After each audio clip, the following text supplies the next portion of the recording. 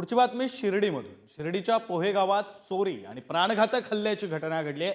पोहे गावातील माळवे सराफा दुकान मालकासह मुलावर चोरट्यांनी प्राणघातक हल्ला केला। हल्ल्यावेळी सराफा दुकानदार आणि चोरट्यांमध्ये झटापट सुद्धा झाली आहे। हल्ल्यानंतर एक आरोपी फरार झालाय तर दोन आरोपींना पोलिसांनी अटक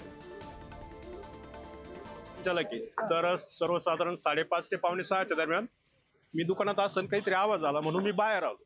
कसला आवाज आहे तर माझ्या दुकान पुढे ऍक्च्युली ते माळवी सराफ एका चोराला धरून पकडून ठेवलं होतं। दुसरा चोर त्याला सोडायचा प्रयत्न करीत होता, त्याच्या हातात कोयता होता। तर मग तेवढ्यात बाहेर आलो, मी धरायचा प्रयत्न केला तर त्यांनी माझ्यावर कोयता उगारला। पण त्याच पिरियड मध्ये पब्लिक जमा झाली, पब्लिक त्यांना पकडायचा प्रयत्न करते, हाताने काय करायचे कोयता वगैरे फिरवायचे।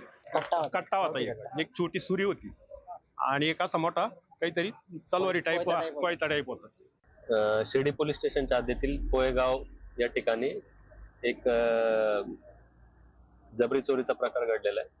त्याच्या अनुषंगाने आता आमची पुढील कारवाई चालू आहे। आम्हाला कॉल आल्यानंतर आम्ही तात्काळ घटनास्थळी धाव घेतलेली आहे आणि याच्यामध्ये एकूण 3 आरोपी असल्याची प्राथमिक माहिती आहे आणि आणखी कोणी याच्यात सहभागी आहे का याची माहिती आम्ही पुढे देत आहोत। सोन्याची लूट झाली का सर, का काही अजून काही माहिती मिळते? नाही, त्या अनुषंगाने आता आपण माहिती घेणं चालू आहे। त्याच्यात अजून स्पष्टता आल्यानंतर आपल्याला आम्हाला तशी माहिती कळून देऊ। या संदर्भात बोलूया। प्रतिनिधी प्रशांत शर्मा आपल्यासोबत फोन लाईन वरून जोडले गेलेले आहेत। प्रशांत, खरं बघितलं तर सोनार या तर घटनांच्या चोरीच्या घटनांमध्ये दिवसेंदिवस वाढ होत आहे।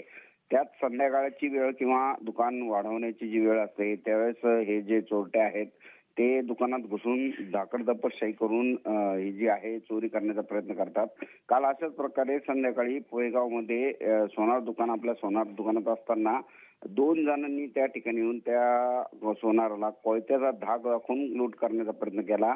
त्या ठिकाणी असलेल्या दुकानाच्या काचाही फोडल्या। मात्र दुकानदाराने प्रसंगावधान राखलं। ज्यावेळेस चोर पळून जात होते त्यावेळेस दुकानदाराने मोटरसायकलवर बसलेल्या एका चोराला मागून आवळून धरलं, त्याला गाडीवरून खाली पाडलं आणि मोठ्या प्रमाणात आरडाओरड झाली। त्याचे व्हिडिओही सध्या उपलब्ध झालेले आहेत आणि ह्या दरम्यानच इतर लोकांनाही त्या घटनेची माहिती कळाली। त्यामुळे इतर लोकांनीही सोनाराला मदत केली आणि 2 जे आरोपी आहेत त्यांना पकडण्यात यश आलेलं आहे। एकंदरीत ज्या ठिकाणी धन्यवाद प्रशांत, तुम्ही दिलेल्या या सगळ्या सविस्तर तपशिलासाठी। बातमी शिर्डीच्या पोहेगाव मधली आपण पाहतो।